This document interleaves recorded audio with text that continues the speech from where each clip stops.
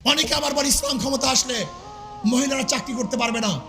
মানে ইসলাম ক্ষমতা আসলে আমার একজন মা বোন না খেয়ে থাকবে না। ইসলাম ক্ষমতা আসলে একজন বিধবা না খেয়ে থাকবে না, একজন এতিম না খেয়ে থাকবে না।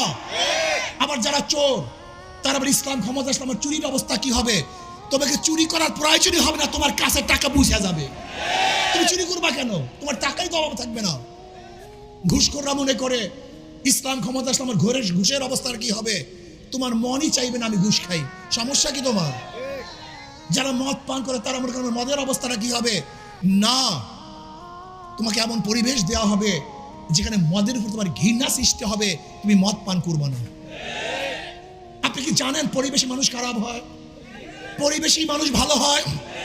আজকে পরিকল্পিত ভাবে এই দেশটা কেমন খারাপ পরিবেশ বানিয়ে ফেলেছে, এখানে ফেরেশতারাও আজাজিল হয়ে যায়। আমি বারবার বলি ওই দলগুলি, এই আওয়ামী লীগ বিএনপি এমন একটা দল, ওখানে যদি ফেরেশতাও ঢুকে বের হবে আজাজিল হয়ে। বিশ্বাস হয় না, ভালো মানুষ ঢুকবে